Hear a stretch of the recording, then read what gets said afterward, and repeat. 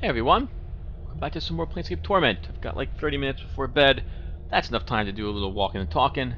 So let's... Oh, am I recording? Yes, I'm recording. Okay, let's do it.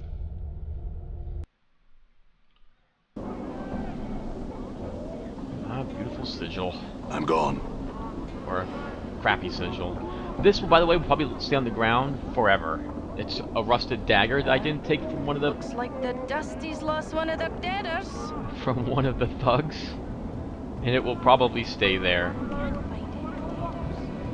Maybe I can gun a Dusty. Okay, so let's go in and turn this quest in.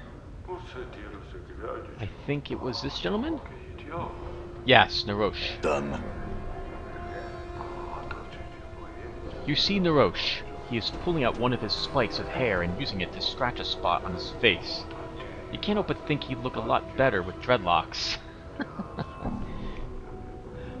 I found out what was going on in the mausoleum. The dead sleep again. Updated my journal.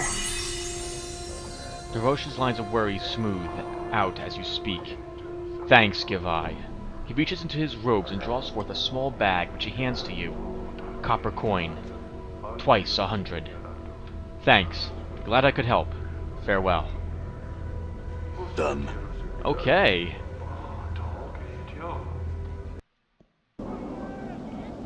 So with that done, let's continue our journey through the hive. I'm not sure which direction to start in. We've mapped out almost all of this except for this little black spot there, but we'll be fine. That way lies the alley of dangerous angles. I'd like to avoid that spot at the moment. I don't think we will do well there. So let's swing around counterclockwise. What's that? That's not I'm gone. Spireward, right? That's counter Spireward? And we'll go this way.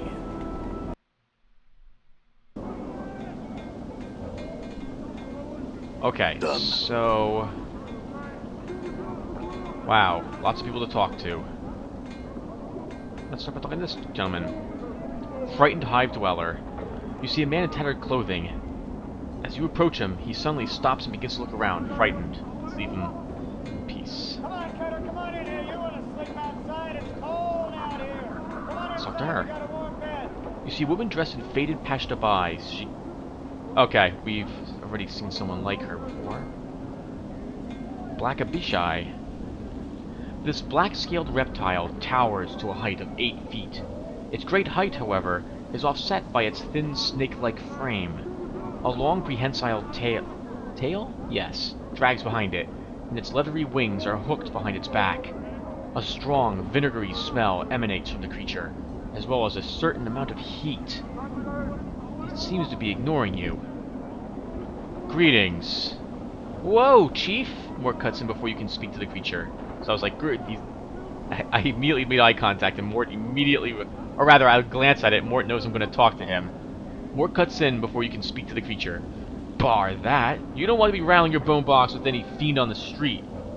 Leave be. I wanted to ask it some questions.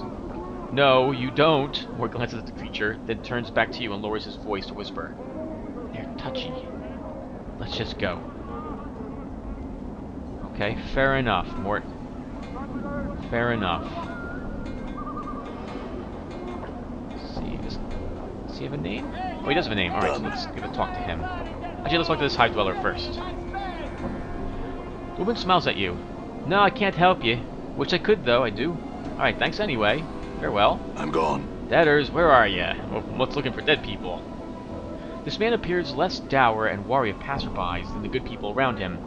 He moves with an upbeat gait, casually scanning the ground to either side of him as he goes. As you approach him, he nods a friendly greeting. Hey, greetings. Oh, Cutter? Say, you seen any debtors about? None nearby, no. Can I ask you some questions? Too bad, he shrugs. I had some questions, did you? Ask away, then. What are you looking for? Debtors, of course. Don't you recognize robes of a collector? He grabs a hold of the cloth and holds it up for your inspection. Collectors? Aye, collectors. He indicates his ragged brown robes. these here are the collector's robes, Cutter. Any poor sod you see wearing these, me, for instance, ha, is most likely looking for debtors, bodies to sell at the mortuary, he shrugs. Whatever it takes to get by in the hive, right? Do collectors work together? He laughs heartily. Oh, hells no! We all dress the same, but there's only so many debtors to go around. We band up, usually, and compete in bands, packs, gangs, whatever you like to call them. Aren't none too friendly with one another. Are there rival packs of collectors near here? He nods. Sure as Sigil's round. Most collectors in the hive call Kip in Ragpicker Square, a dump just north of here through the large gate. It's mostly run by Sharegrave's laddos now, since we fought most of Farad's boys off. Oh! Tell me about Farad. Don't know much about the man myself. We spent a lot of time fighting his boys, but they're all suddenly disappeared, along with Farad. We still catch the occasional straggler in Ragpicker Square. We have no idea where the rest are hiding at. Does he have many men left? He must, because we hear his lot's been real successful of late. Finding lots of debtors, making lots of jink off the dusties at the mortuary. Don't know how, either, as we've been having trouble finding corpses of late.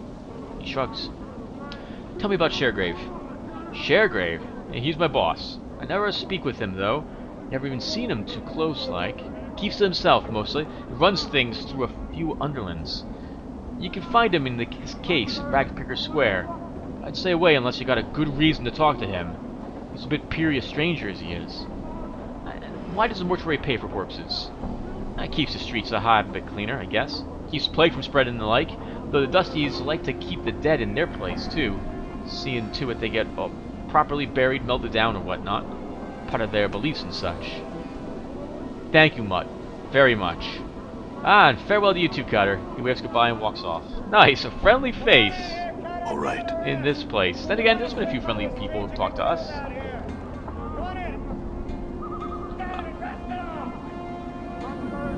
Sure, we'll go in. I love the calling of the innkeeper.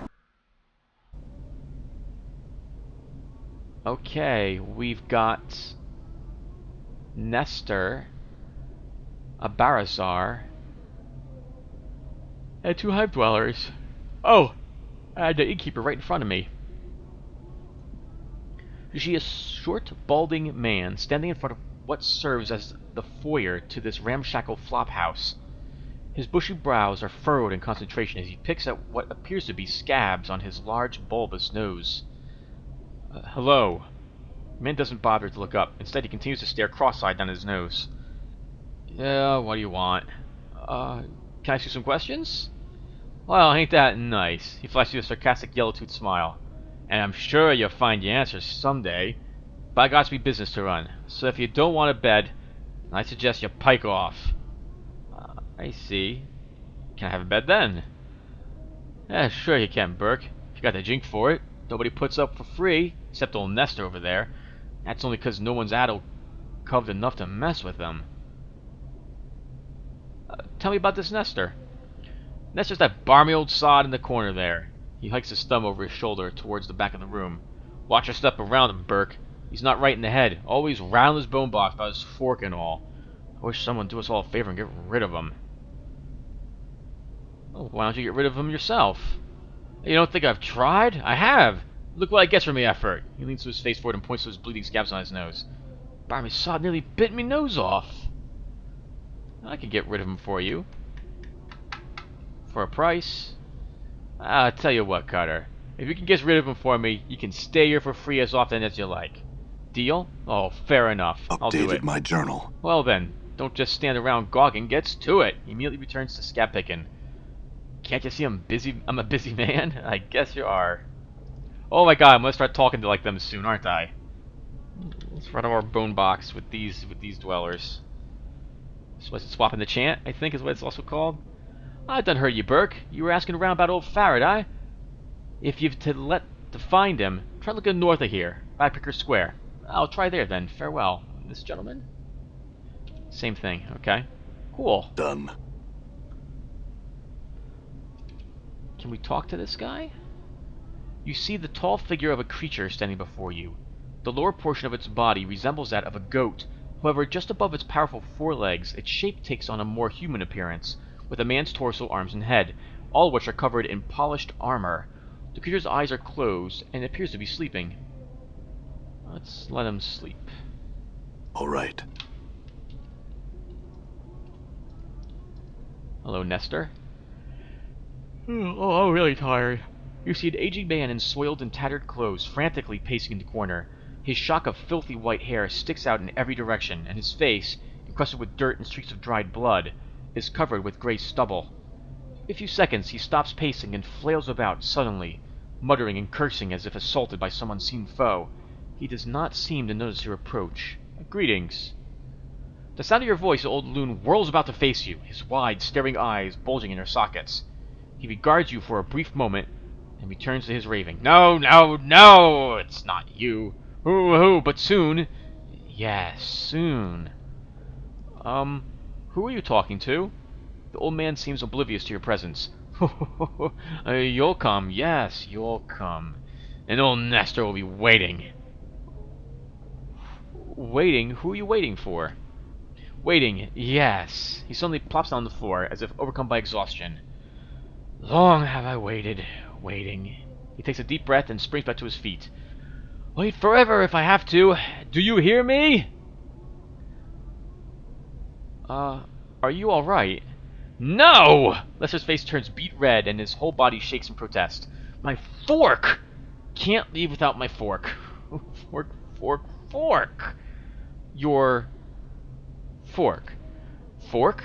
Fork! I can't go home without my fork. Nestor's frenzy reaches a violent crescendo. Crescendo? He begins hopping up and down maniacally, then suddenly stops, lowers his head, and runs headlong into a large wooden cupboard that stands against the back wall of the flop house. The force of the impact knocks the old man flat on his back. After a few seconds, he stands back up, dazed expression on his face. Gone. Stolen. Can't go home without my fork. Stolen, you say? Who took your fork? Nestor stares at you for a long moment, then begins rummaging through the pockets of his filthy tunic. After a few seconds, he produces what appears to be a dismembered ear. Judging by the stench and color of the ear, you'd wager the old coon has been totting it around in his pocket for some time. You have my fork, don't you? Don't you? He holds the ear close as if speaking to it. Bring back my fork. If I can find your fork, then will you leave? Waiting! He shakes the ear violently as he shouts into it. Until you bring it back, then I can go home. Right. I'll try to find your fork then. Farewell. Updated my journal. It's probably a key. All right. For a portal he knows exists. He wants to take it. Like that portal. This might be his... What's up? Okay. Stuff. Yeah. Why don't you Okay. check it for us, Mort? Nothing in it. Oh, I'm carrying all sorts of scrolls, aren't I? I wanted to dump those off at the... I wanted to dump those off at the place that has my other scrolls. Whoa! All right. Damn it. That's bad. Cutter, come on, you don't want to sleep out here. It's cold. Come on inside where it's warm.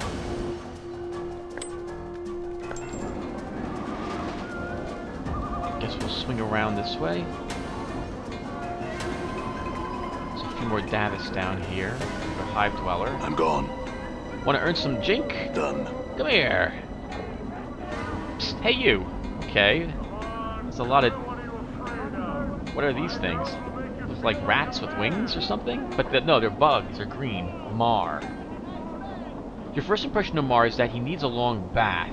Preferably away from any creature that has any sense of smell. You can almost see the stench waft from his body in sinister yellow tendrils.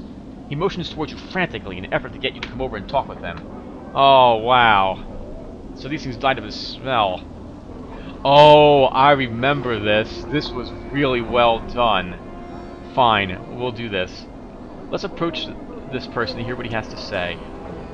A level of excitement crosses his face as you approach. Thank you for stopping. My name is Mar, and I have a favor to ask of ye. I'm listening. 'Tis a matter of life and death. I must be delivering this here box, so it'll hand me my head for sure. 'tis me bad luck that I twisted me leg something fierce. So, will you help me out by delivering this here box for me?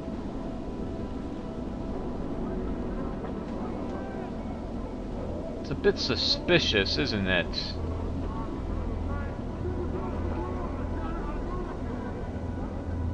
Sure, I'll deliver the box for you. Marsh slowly takes out a small box from within the recesses of his ragged clothing. For the briefest of moments, you see a look of regret cross his face. Then it is gone as he looks at you and hands you the box. A slight shimmer surrounds the box as both you and Mar touch it.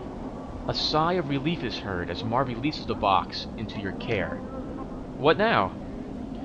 This be needing to be delivered to Colatra. He can usually be found somewheres down in the southeastern section of the hive. Oh, unless you try to say I didn't warn you. Whatever happens, don't open the box.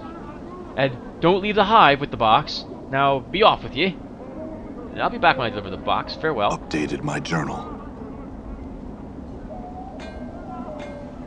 I thought he said his leg was twisted something fierce. And he just ran south. Cutter, what are you afraid of? My girls will make you feel like a man. Whoa. Well, we were already in there. I didn't see any girls in there. All I saw was Nestor. Good as done. That's your girl. I'm a little concerned about that. Hi, Dwell. The woman smiles at you. No, I can't help you. Which I could, though. I do. Alright, thanks anyway. It's a normal I'm collector. All right. Chat with me a bit, love. What? I'm gone. What's up, Chief? Sort of, Done. like some sort of little ruin here or something. I guess, well, there's no reason to really stay there, right? I was thinking that maybe this belongs to somebody, like someone's home, but it's open to the sky, so probably just some gardens. Vines with black leaves. The stems look extremely sharp. One ear. Oh. What's the word, Chief? Wow, looks like we found Nestor's man Good as already. done. You see a shady-looking fellow standing before you, picking his teeth with what appears to be a tiny metal fork. His chest is covered by Patrick armor adorned with large spikes, and a long knife hangs at his side. You notice he is missing his right ear. Greetings. Updated my journal. He regards you coolly from the shadows as if sizing you up.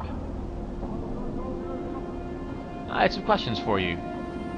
The one-eared tiefling scowls at you threateningly. Pike off, Burke. I'll have your guts for garters.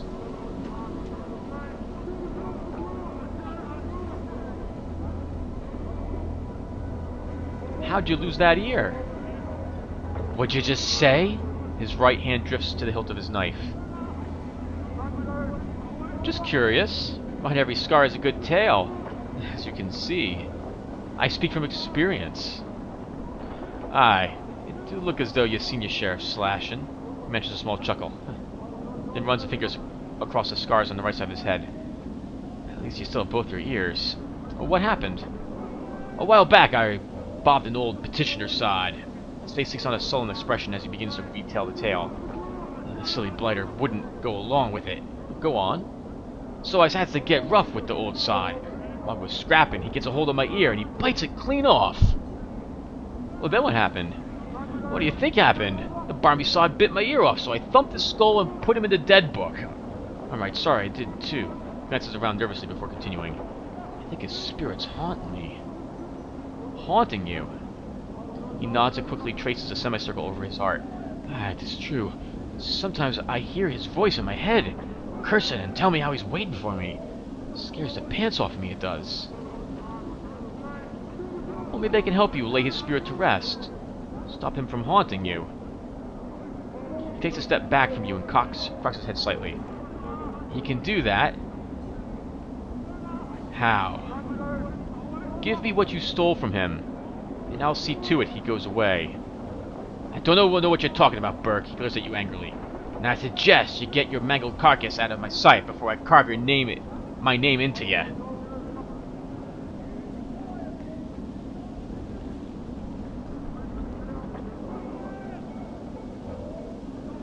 Fine, we'll do this the hard way. Look, why don't you just come clean, while you still have one good ear left?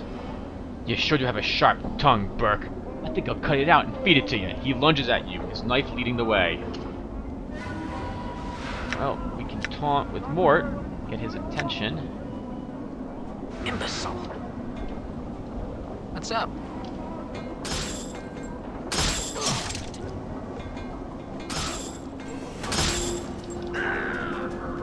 Nah, there's probably a better way to do that.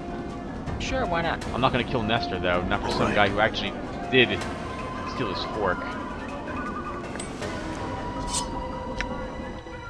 So we picked up a rat-tailed charm. Oh, we have a box. Let's take a look at it. Ornate box. This appears to be a small wooden box. Intricate designs etched in gold adorn the box. At one time, this box would have been worthy enough to be displayed in any aristocrat's estate. However, years of neglect have taken their toll, and it appears to be falling apart. If not for the large ruby mounted to the front of the box, it would be worthless. Feelings of dread seem to emanate from the box. We have a small steel fork. This fork is definitely no prized piece of cutlery.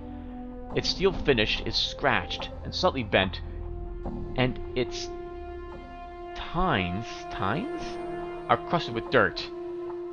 That must be the little flourishes or flair, I guess, the fork must have on its handle. High quality Solido. This slim dagger is a beauty among its kind. It is a one-handed thrusting weapon. Well, actually, Mort's right here, so why don't we give this to him?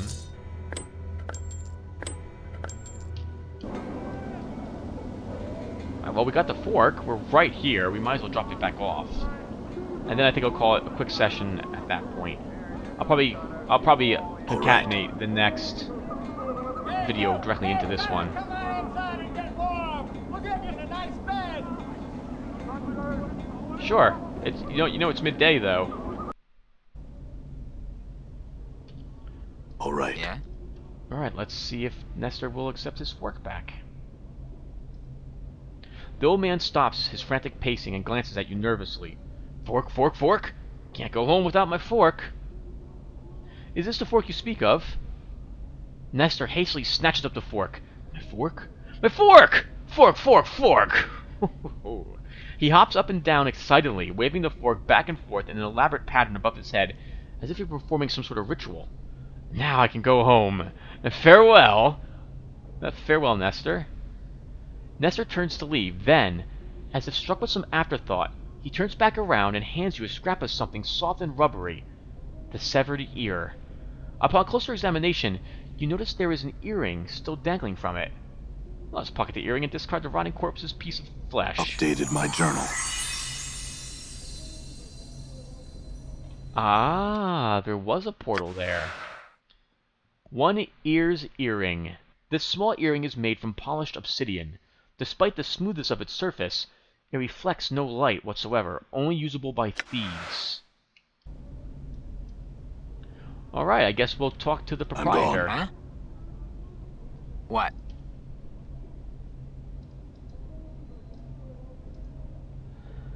So, Nestor's gone home, eh? Maybe the old sod wasn't so barmy after all. He gives you a hearty slap on the back. Now maybe we can get Saul some rest around here. Feel free to set up Kip here anytime, Cutter. Updated my journal. Cool. How are we doing on experience, by the way? Okay, nowhere close to leveling up. That's good. Alright, so I'm going to stop here. And when we come back, I'll have dropped some of these scrolls off in the Gathering Dust bar. And we'll probably be right about here. Come on, you don't want to sleep out here. It's So I'll see you guys then. Thank you for watching. outside where it's warm. Hey everyone. Alright, we're back for some more of Planescape Torment. We just went ahead and dropped a bunch of our stuff off, as you can see. I no longer have any of the spells with me, and the Tome of Cheats is also now sitting back in the Gathering Dust bar. Alright, so I guess we'll keep exploring the street. Oh, hello. Done. This guy looks out of place. Perhaps Hey. it was the... We're being watched, Chief. Just look natural. Casual. Fleece. I don't like his name. You see a man who is looking around at the buildings with some confusion. He looks lost and is mumbling to himself. Greetings. The man looks relieved. Oh, at last! I beg your indulgence, good sir. I seem to have gotten turned around in this maze of streets. He chuckles uncomfortably. I'm afraid this area of the city is somewhat... glances around apprehensively. Unknown to me. The residents seem most unwilling to extend aid to a visitor. He looks at you hopefully. Could I prevail upon you to help me, perchance? Oh... Certainly. Where are you trying to go? I seek the house of my aunt, Marguerite. She is reported to dwell in a house close to the mortuary, but the street layout seems to have changed since my last visit. Do you know of the house of which I speak? I'm afraid I've never heard of such a place. The man frowns in disappointment. I suppose it would have been too much good fortune to hope that you would know of such a place. He nods slightly in thanks. Well, I thank you for your time, good sir. It is most welcome on these streets. Farewell. You're about to turn away when you suddenly have a feeling that something is amiss. Suspicious, you glance at the man again, just in time to see him withdrawing his hand from your purse. Can't be sure, but you think he may have taken something from you. Actually, we lost 5 coins. Let's ignore the incident and leave. We'll come back to him later. I think he can help us if we're a thief. Alright, I don't see any other... Oh, hello. Who are you? A tout! Hey, let's talk to a tout. I don't think we talked to a tout yet. This loud, grimy fellow saunters up to you and gives a quick bow. Greetings, Cotter. Only a single copper for me services as a tout. What can I lead you to? Oh, what's a tout? Man raises an eyebrow, then shrugs. A guide, Cutter. It points out what you need to find around these parts of the hive. Alright, here's a copper piece. Man palms a coin and bows. This part of the hive has gates leading to east, north, and southwest. Locations of note include the flop house, where a worry blood can get some rest. Where's the north gate lead? Right in the middle of this part of the hive, Cutter. A long, narrow building whose door faces southeast. Oh, I asked where the flop house was. That will explain why these things make no sense. Good place to call Kip for a night if you're feeling beat. Alright, where's the north gate lead? It leads to Ragpicker Square, Cutter.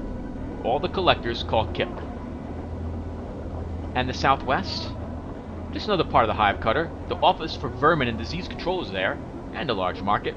That's all I wish to know. Farewell. Alright, so it sounds like we want to go to Ragpicker Square, right? Because we're still trying to find Farid. A huge monument. There is no name or plaque identifying what it is honoring. Well, I guess we'll be walking under it.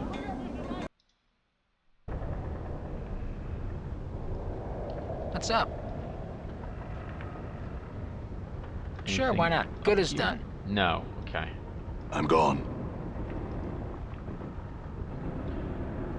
This man is draped in filthy, tattered brown robes, a long hood concealing most of his face from view. Okay, so he looks like just a normal collector. And he does as well. Let's talk to one of them. Greetings. You see his eyes narrow beneath his hood. He takes a step back. What do you want? What is this place? He frowns at you. You're in the hive, of course. Dirty as a bit in all of Sigil. Where you from, Cutter? You from the Prime or something? No, that's all I wish to know. Farewell. All right. Another normal collector. Okay, wow. Lots of collectors in this area. Oh, this is awkward. Sorry about that.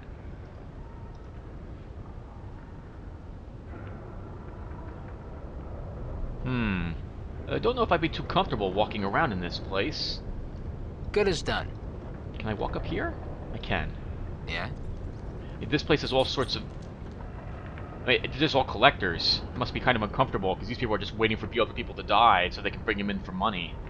Marrow friend. That sounds very ghoulish. You can smell the reek of dung and rotting meat on this man, even from afar. Though obviously weak and decrepit, his long, thin fingers and sunken eyes give him a sinister look as he scuttles through the garbage around him. The way he drools and rolls his eyes makes you wonder if he's mad. Greetings. He tries to focus on you, but his gaze wanders. His eyes are set deeply into hollow sockets, and his skin is terribly pale and diseased. covered with rashes and yellow patches that look ready to peel away from his body at any moment. The stench emanating from him is terrible. As you open the mouth to speak, he licks his lips and swallows. You deader? What did you say? You. He licks his lips again, and his long, spindly fingers pick at his skin as he stares at you. You deader. He glances at your left, then his eyes dart back to you. Dead, dead, hungry. He reaches out to touch you, licking his scabrous lips. Let's not let him do that. His hands claw the empty air where you were, and he gives a low whine like a pained dog. Hungry. We'll, step back. His hand suddenly shoots out to catch a fat white grub that was squirming in a nearby heap of offal. You feel your stomach churn as he takes the maggot and shoves it into his mouth. He chews it slowly, then swallows. You dead? No, I'm not dead. You look dead. He scratches himself beneath his robe, and you suddenly notice that he has a finger hanging from his neck on a cord. It looks like there is a ring on it. Still hungry. What do you usually eat? He makes a snuffling noise like a pig. Dead. What is that finger bone? He looks down, his plague-ridden features twisting into a ghastly, snaggletooth parody of a grin. Snack. He looks ready to chew on it.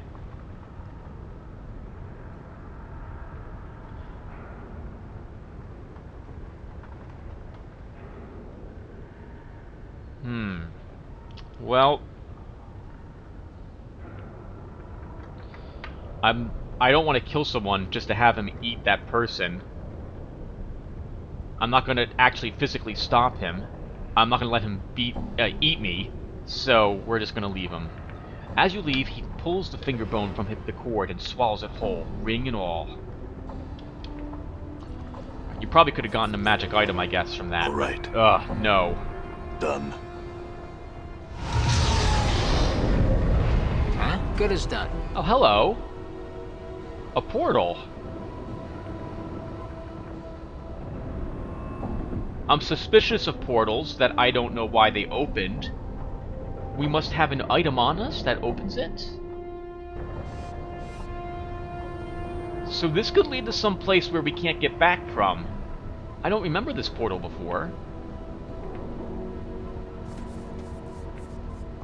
Alright, let's, well, we just started the game.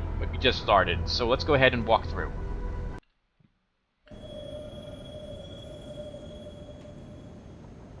I'm gone. And it was a one-way portal into a house. Without an exit. Oh, crap. Okay, well, we do have a chest at least. Junk. I'm gone. Actually, no. We don't need junk. All right. I don't know if I can ever come back in here, but I don't...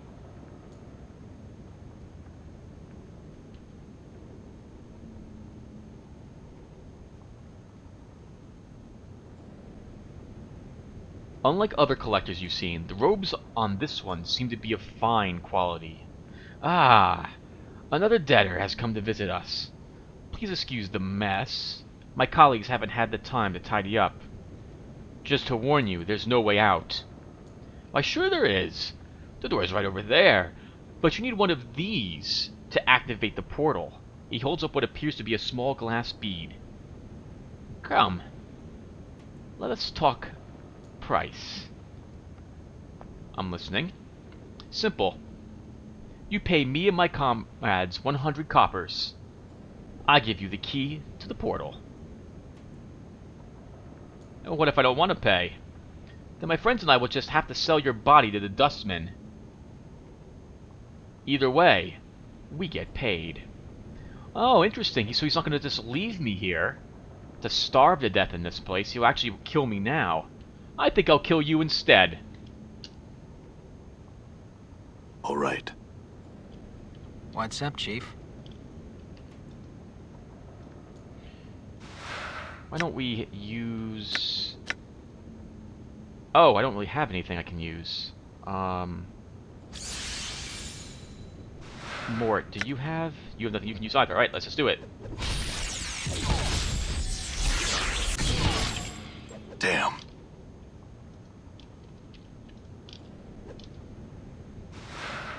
Wow, this went bad really quick.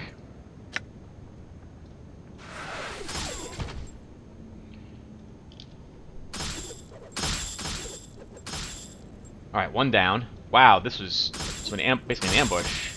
2 down. Okay. Hey! Alright, victory! Wow, they What's must the have had word, Chief? that was a pretty good gig. All right. So I guess they must have been hiding nearby and watched whoever entered here. This is what I was talking about earlier, with how you gotta be careful when you walk through portals.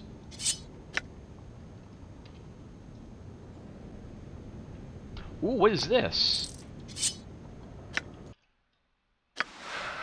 Charm of Infinite Recall. While practicing, some mage students discovered a means to condense and store knowledge into a charm form. This particular charm contains the entire resource library of the famed Charon's School of Mages. Unfortunately, the effects of this charm are fleeting, and the user is rendered unintelligible for a short time period. The charm can be used to identify unknown items. It can only be used on the quick item menu from the world screen. After the charm is used, the user must enter their inventory screen and right-click, examine, each item they want to identify. The charm will only allow the user to identify objects that are in its possession. Items in other characters' inventories cannot be identified this way. The effects of this charm are temporary and must be used quickly. Okay, but it does give me a chance to identify, I guess, any items I'm carrying. And I think I'm carrying at least 1 magic item. Right, yeah, we've got this. And we don't know what this earring does. And we've got our dagger. So why don't we put all of them here? And let's search what he had. What did he have? Vlask's portal key, a small fragile glass bead containing the regents needed to open a certain portal once. So be crushed to activate. Okay, let's give this to me. Scroll of Adder's Kiss, that's a nice spell. And a high-quality stiletto, which we already have 1, but I guess we'll hold on to the other one. Alright, so let's use this item. So we do this, we go to use this. And we go here. Obsidian Earring, plus 10% stealth skill bonus. Commonly referred to as a rogue's best friend, the black gem this earring is made from possesses magical properties that absorb light, making it easier for its wearer to move undetected in the shadows. A bone dagger plus 1, okay, adds plus 1 piercing damage, and it's enchanted plus 1. Alright, so I think what that means is that some creatures that would normally require a magical enchantment of at least plus 1 can be harmed by this weapon. And its Thaco is also plus 1. So what all this means is that it does plus 1 damage, it counts as a plus 1 weapon, and it adds plus 1 to our Thaco. Later on, we might be fighting creatures, I guess, which require greater than plus 1 to hit. Some powerful creatures like a Spectre or a Ghost, I don't know if we'll fight any, they would require a higher enchantment bonus to actually land hits on them. And our ring? Rule of 3 Earring. This earring carries a minor blessing from one of the gods of wealth on some backwater prime world. When held in the hand, and the word copper is whispered, it gives the wearer 33 copper commons. The blessing can be used 3 times before the enchantment is exhausted.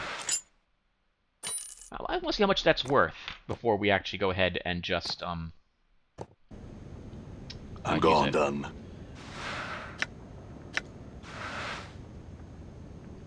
Oh, it's not worth. It's not used that way. All right, so let's use this. You see a small, fragile glass bead. Peering inside the bead, you can see colorful mists swirling about. Let's crush the bead.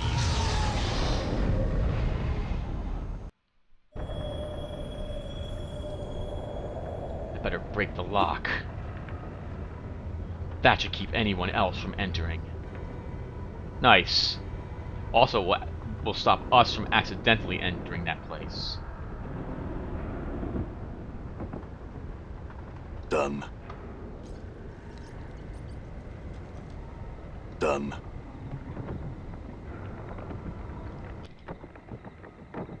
Sharegrave's Kip. Oh, we found his home. Carver. Interesting name. This man is whistling a cheerful tune and playing with a well-kept fighting knife. As you approach him, he stops whistling and gives you a curious look. Hmm? What you want? Can I ask you some questions? My name's Carver Cutter. I'm a thief for hire in the employ of Sharegrave, the boss of the collectors you see around this square. He pays me mostly to learn his lads to be real quiet-like, and how to fight if he runs into a spot of trouble.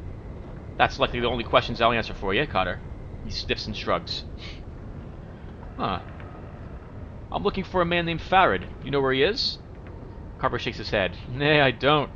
Here he's nearby, though. Some of his lads come running through here at times, making for some hidey hole that's who's knows where. Somewhere up around these elevated platforms, I'll bet. But it's not me business. He shrugs and spits on the ground. Live and let live, says Carver. You said you were a thief for hire. Can you train me? Sure, First Jink. Been trained before? No, I haven't. That's fine. I'm gonna cuff you now, so dodge it. He suddenly swings his open hand at your head. Dodge the blow. You avoid Carver's blow. Oh, not bad, Cutter. Now about that spot of Jink. 50 commons. Now, so you trained right up. Okay, so this is where I guess we can be trained to be a thief. I thought it was someone different that trained us. Alright, so sounds good. Here. You know you've got to stop doing whatever you're doing now, right? You can't be a warrior or whatnot and a thief. Are you alright with that, Cutter? Yeah, I am. Let's get to it then. What I'm going to learn you here are the thief's 6 best bloods. Sneaking about, hiding, picking locks and pockets, fighting and moving traps, and my favorite, stabbing plucky Berks in the back. Go on. Sneaking about, hiding in the shadows, and moving real quiet-like is right handy. Better alive get than a dead Cutter, eh? Not only do you stay out of harm's way, if he does want to stick someone, you got to be upper hand right off. But I'll tell you more of that later. Keep in your mind, though, you can't go sneaking if someone's already looking at you. Alright, go on. Picking pockets and locks is a good thing, too. Supplement the old income and such. Just be ready to runs if you get caught picking a pocket, and always check for traps if you're picking a suspicious lock. If you're gonna look for traps, just check the area over nice and slow. Sometimes it'll take you a moment or two to see them. Go on. If you does find a trap, use your skills to disarm the blighted thing. It's a lot like picking a puzzle lock, really. Okay. The last thing I'll learn you in is the backstab. Carver sighs happily. If you manages to sneak up on a bugger, and you wants to start a row, just attack the sod from behind. You've got a much better chance of hitting him, and when you do, you hits harder. Alright then, let's get to training. Carver nods. Alright, Cutter. First off, you gotta relax. You're too tense. You're gonna have to let your instinct take over at times. And trust your hunches. And so your training as a thief begins. Learn all you can. Updated my journal. After a long period of training, Carver nods at you in satisfaction. I must say, Cutter, never have I run across a faster learner. I'd almost say you've done this before. As Carver speaks, you come to realize that you have done this before. That at one time, you possessed all these skills, and the training has reawakened them. Perhaps I have, Carver, and simply forgot. Thanks, and farewell. I feel stronger. Okay, so, we just earned thief points. Let's go take a look at ourselves. We are now a level 1 thief. We're actually probably close to level 3, though. So let's go ahead and level ourselves up. So unlike being a fighter, because we didn't hit level 6, we haven't gained any new hit points. Our fighting skills have improved as a thief, and we've gained 40 thief skill points. We can see our saving throws are very different now than what they were when we were a fighter. I think they were higher when we were a fighter. And we get 40 thief points. So as you can see here, these are our percentages to succeed at these skills. So, wow, what do I want to be good at? This is going to be interesting. I don't really know.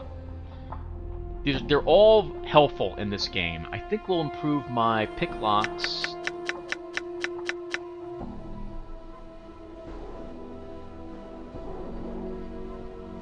Let's improve my... I'm not sure. Detect traps? Stealth? Actually, let's improve them all by 10. Why not? We'll suck at everything. Take another one to open doors. Okay, and we're not quite... Oh, I'm sorry. We are level 3. I thought I said level 1 before. Okay. We're also very close to leveling up to level 4 as a thief, so that'll be good.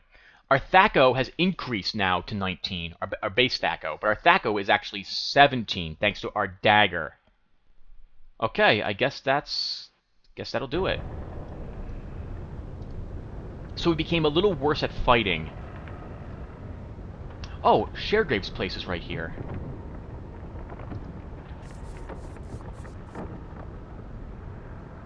Do I want to stop in and talk to him? Do I want to explore the hive first? Well, it can't hurt talking to him.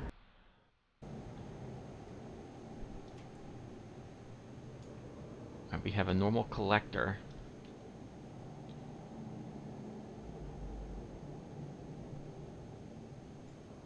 Alright, why don't we get Carver's permission first? Actually, we have Pox's permission to talk to him, maybe. Tall and lanky, this pale, grim-looking man exudes authority despite his gangly and somewhat awkward frame. A good portion of his left ear is missing, and what little that's left is a ragged mess of scar tissue, as if the ear was bitten rather than cut off. His narrow, shifting eyes, almost mere slits, look clever and dangerous. Greetings. Would you be Sharegrave? He spits out a reply. I don't know you, Burke. He glares at you. Who are you to be asking about some Sharegrave, Cutter? A man named Pox referred me to Sharegrave. I was told he might know the location of someone named Farad. The tension in the room suddenly rises. Now, what a funny thing to be asking about. What do you want to know about Old Blood Farad for?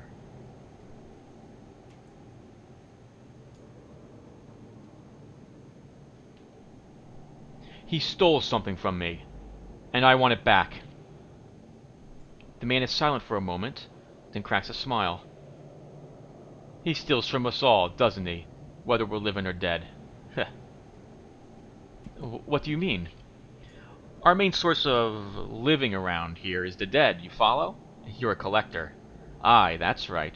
He looks at you as if he's considering something. There's only so many debtors at any one time.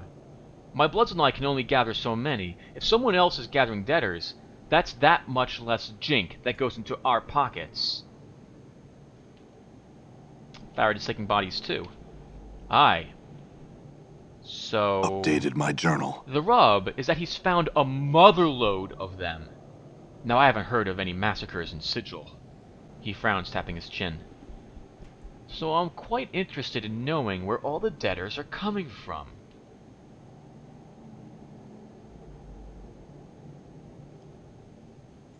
I could find out for you. For a price. He looks at you for a moment, tugging on the remains of his left earlobe. Alright. Name your price and we'll deal.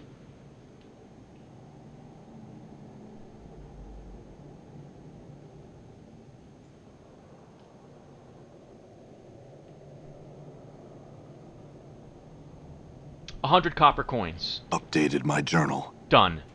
Do you need to know where old Farad is? Yeah. Updated my journal. Go up on the platform, follow them to the north and west, and you'll come to a gate that leads to Farad's bolt hole. Getting in and getting the information is your deal, and if anyone asks, you don't know me, and we never had this talk, here?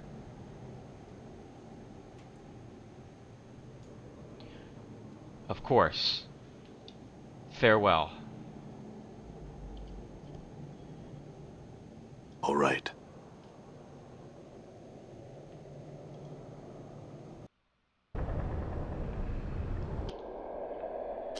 So we picked up. A man up here told me that to find Farad, I would need to follow the platforms over the square north and west to the gate. The gate should lead to his bolt hole. Okay, All right. we'll visit Farid a little later, though. I'm thinking we should probably explore everything before him. I want to gain a few thief levels first. Collector. Nod. Another collector. As you approach the hooded brown-robed man, you notice that he's mumbling to himself softly and occasionally nodding. Greetings. Someone comes to speak to Nod. Speaks to Nod, aye. He suddenly breaks into a fit of hacking coughs and nods to himself. What are you doing? Nothing, except looking for debtors. Nothing else. He sniffs, then gives another hacking cough. He mumbles for a moment, then speaks again. Nothing else. Need the jink. Jink jink. Why are you looking for corpses? He starts nodding without re-looking at you. Haul him to the black place, the mortuary. He tilts his head back and forth and nods again. The Dusties. They haggles and gives jink. They takes the debtor in, they do, aye, and Nod don't talks to them to the next body. He sniffs, wiping his nose with the back of his hand. What is this place? He frowns and licks his lips. Ragpicker Square. The square. Trash everywhere. Aye, everywhere. Well, what are you doing? Nothing, except looking for debtors. Nothing else. Oh, okay, we did this already.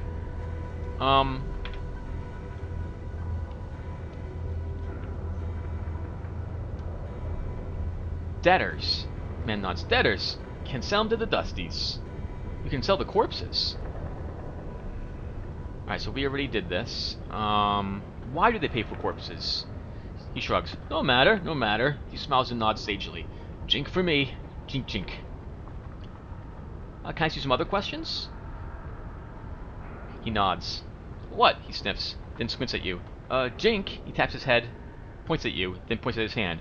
You wants to know something? Jink, jink jink. I will hand him a couple coins.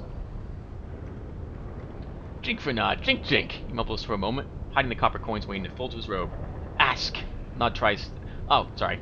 Ask. Nod tries to answer. Aye. He coughs for a bit, spitting something off to the side.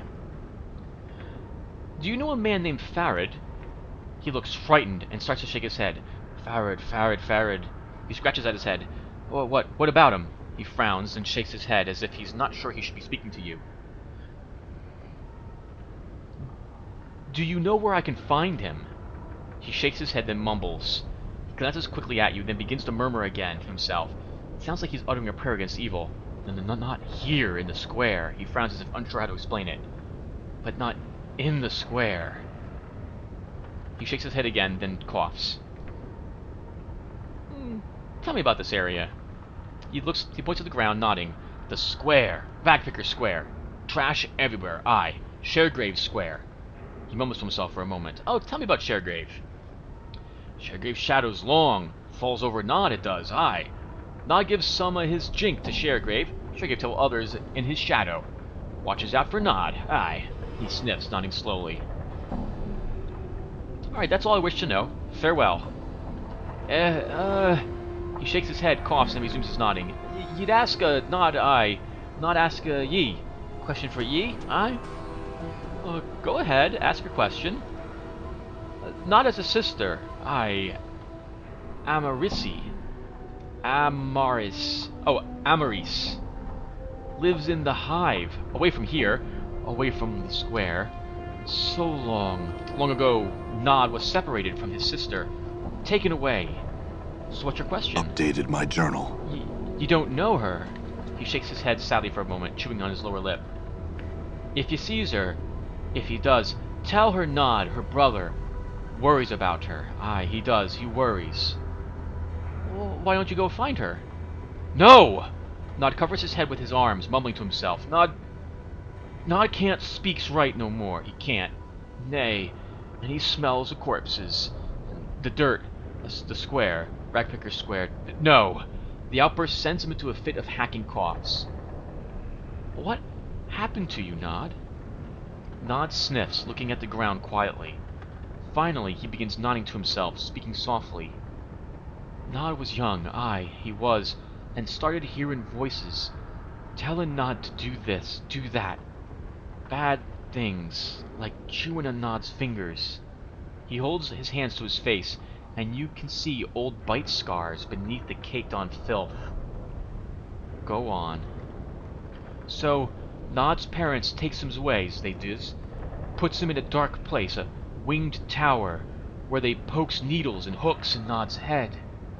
Voices stop, aye they do, but Nod can't think right, can't talks right. Nod escapes the place, he does, wakes up in the hive, aye. Where is this winged tower? Don't know. Bad place, bad! He shakes his head violently, clutching at his temples before resuming his usual nodding. Alright, go on with your story, Nod. Nod wakes up. There's collectors, aye. Collectors poking at Nod, saying, "Look, not a debtor. Debtor he's not." Takes him back, takes him. And they takes Nod's back, they does, back to the square. So long. Years, long years ago. Alright, I'll find your sister for you. Nod thanks ye, he does. Nod thanks ye. Amaris was pretty, so pretty. Lives in the hive now. Fair-skinned she was, hair like jet, and always in blue. Blue. She was always in blue. Farewell, Nod. Updated my journal. This sagging platform looks as if it's about to collapse. Lots of normal collectors around here. Alright, can we go up this way? No.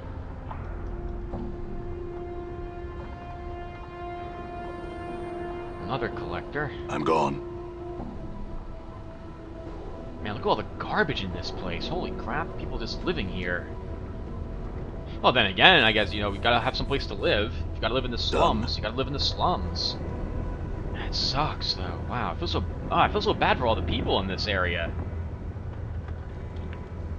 Oh, hello, there's someone over there.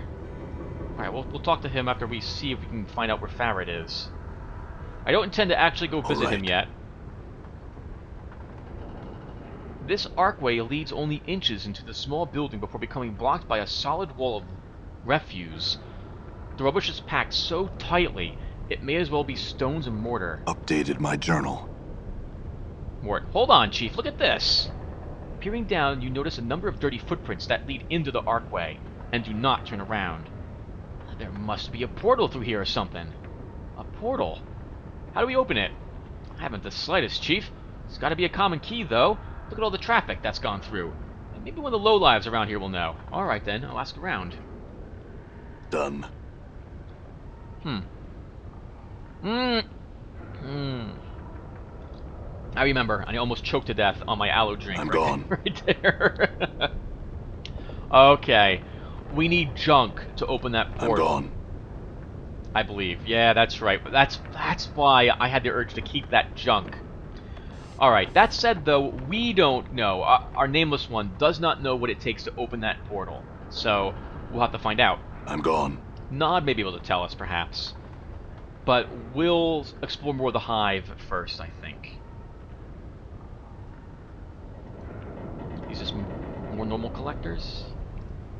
Yep, okay, so just a ton of normal collectors around. Ratbone.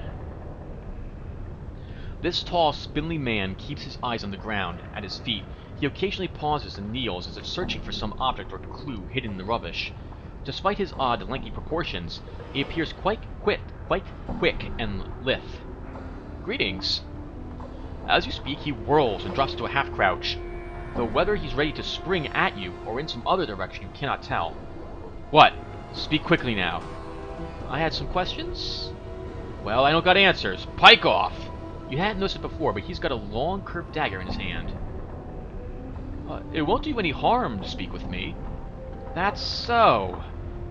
He squints at you for a moment, then spits on the ground beside him. How's I supposed to know that, eh? I don't understand. What part don't you get, Burke? Huh! Played close. How was I supposed to know you're here just to ask questions? And what if they're questions I don't want to answer, eh? You gonna hold me down, torture me, huh?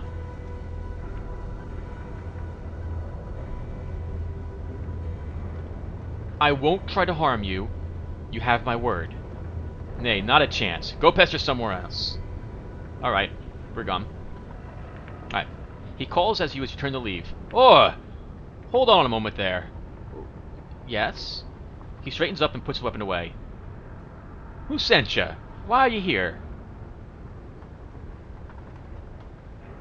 No one sent me. I'm here of my own accord. He squints at you, long and hard. After an awkward silence, he speaks. Fine. What did you want from me? Like I said, I just wanted to ask some questions. Go on then, ask your questions. Can you tell me about this area? What are you looking to know? Ratbone might have an answer or two for you. Anything to look out for here? Plenty. I'll tell you though, one you really ought to watch out for. There's a rake wandering around the hive. Doesn't look the basher, but the man was a born fighter, sure as Sigil's round. Who is he? Hold there, Burke. I ain't done yet. I was gonna tell you, it's not the rake so much as the grubby collector that's always chasing him about, see? I'm telling you, that collector's got more to do with the rake's killing than just dragging the debtors off. What do you mean?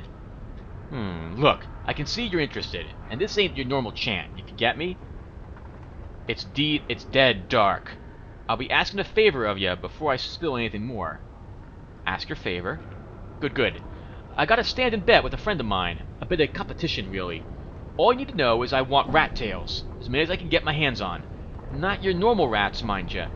But those off a cranium rats. Brain vermin. Get me 5 tails, and I'll give you the whole dark on that grubby collector and the bloody rake. Cranium rats. That's right. They're not like your normal rat. They're far more dangerous to a Burke. The more of them that are gathered together, the smarter they get. Smart enough to lay ambushes and cast spells like a mage. Just watch yourself when they're getting them tails. I understand. Right. Anything else? Where can I find some work? Work, eh? Not much to be had around the hive. Not of the honest sort, anyway. If you were desperate, you could work as a collector. I'd look into another ward, personally. The lower would be the best bet. Oh, how do I get to the lower ward? Oh, that's easy. You just... no. Well, to tell you the truth, the way I used to go was all muddled up now. Those Dabis went and rearranged a whole lot of it. Not sure how a cutter'd get there now. Dabis? You're really so clueless? Whew. Dabis are the servants of the Lady of Pain, the mistress of Sigil. Don't even think of asking me about her, because it's all ill luck just to speak of her. Alright, thank you. That's all I needed to know. Farewell. Alright, so he has some information about a rake? It's probably a description for a type of person. We'll have to keep our eyes open for him. Into the trash warrens. A trash-filled archway. The midwife's hut. Oh, there's a place right here. Oh, I remember this. I also remember it crashing the game whenever I entered it. So, we're going to save the game. Oop, not there.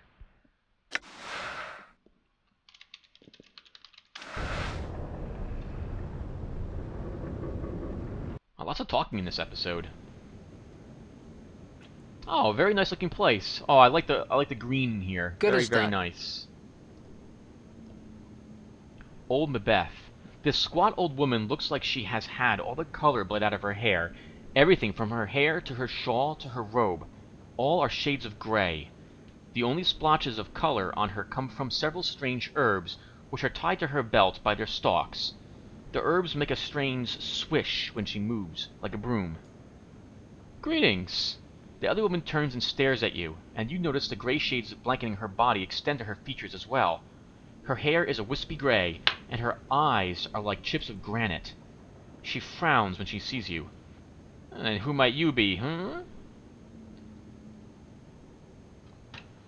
I don't really know who I am. So you not know yourself, child? She squints and points at your chest. Hard to piece together the man beneath all that tracery and scrawling scars, isn't it? Maybe. Who are you? With a sly cackle, she wags her eyebrows. Have you not heard of old Mabeth, then? The midwife of the square, have you not now? She narrows her eyes and her voice drops. Well, now you have, for I be Mabeth. You're a midwife. What do you do? Updated my journal. I said bones right. Drive the cough out of the sick. Yank out squealin', stubborn babies. Mend cloaks or a rag or two. Make cures and herbs and other such. She squints at you, studying your scars. Be needing a cure or 3, do ye then? Cures? Aye, ye be needing some cures to look at ye. Do you want to buy some, do ye? She glances at the scars covering your body again, then shrugs. Too late to be asking for them, I think.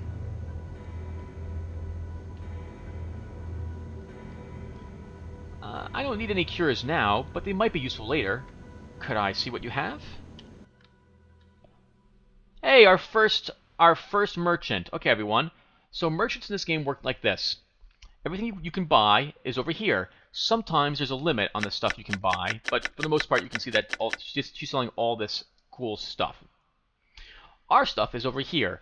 The price we get for selling stuff and the price things cost are based on our charisma skill. We can try stealing items from her. We can go to aid to have her remove remove a curse from us, I suppose, or a cursed item. We don't possess any cursed items that I can see. She can also identify things for us for 100 copper pieces each. I'm more interested in selling stuff. The way selling stuff works is this. If the merchant has an item in their inventory of the thing you're trying to sell, it's worth less money, and they hold on to what you sell them for, well, if I remember correctly, quite some time. It's to your best interest to try to accumulate a good deal of whatever it is that you want to sell, so you have some actual cash when you start selling it. For example, we have 4 bronze bracelets. We can sell all 4 for 240 copper pieces. We have 1 copper earring. It's worth 40. If we were to sell 1 bronze bracelet, let's say that we were... So, because I can only sell all 4 at once. That's the only option I'm going to get, is to click on something and then sell it all at once. If we sold one of them, though, let's say that Mort had one on him, and we sell that for, I guess this is 60 each, then all the other bracelets would drop in price. So it really behooves you to try to keep as much as possible. I think we'll sell this ancient copper earring, because I think it's only worth some cash, so done. 160 bucks, just like that. Next, she probably has Dirty Rat Charms, which is why she's not offering... Yeah, she has... Does she? Yeah, she does. So that's why they're only worth 10 copper each. I could buy another charm, but I don't really need one. Let's see... Wow, bone charms are expensive. Can I sell a bone charm to her? No, because it's in my quick... Oh, actually, I think that's because Mort has it?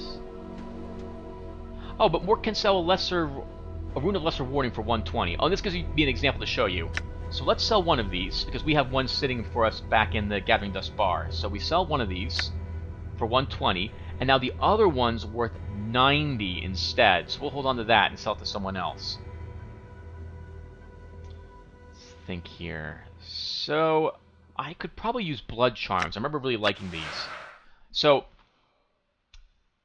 Blood Charm heals 18 hit points. This glistening drop of blood is as hard and smooth as a pearl. When placed on the tongue, it dissolves instantly and spreads to the character's veins and heart. Like its younger cousin, the Clot Charm, the Blood Charm stimulates the user's blood to clotting and scabbing over existing wounds, healing damage the user may have suffered before consuming the charm.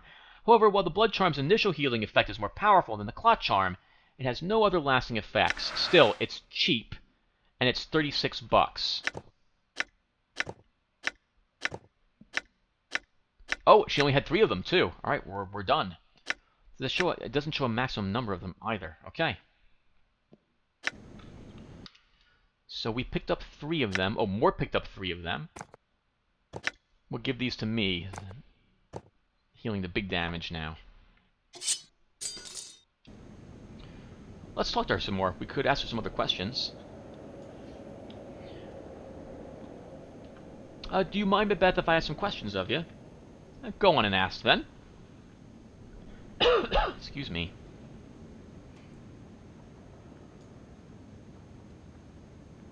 Do you know someone named Farid? Farid! That pah!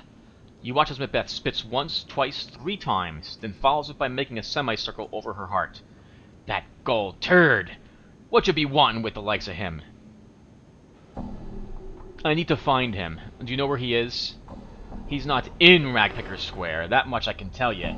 You need to find a way under the square to get at that turd spider's kip. She spits again. Even talk about him leaves a foul taste, it does. He's under the square.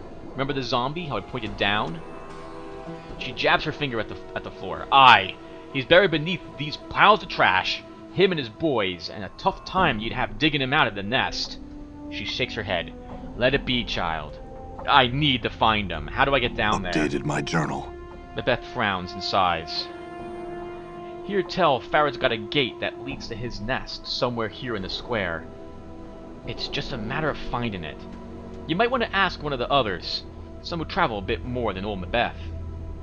Alright, can I ask you something else? Go on and ask. Oh, that's a pointless question. At the risk of insulting her, we'll risk it. Are you a witch, Macbeth? Macbeth scrutinizes you. I say not as to what I am and isn't, but what you be wanting to know so fool bad for it that you hound an old woman, barking and sniffing for a juicy bit of gossip.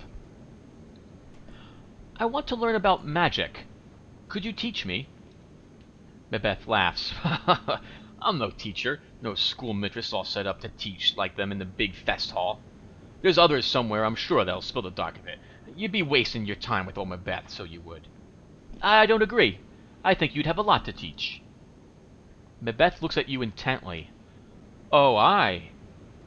Why do you want to learn such things?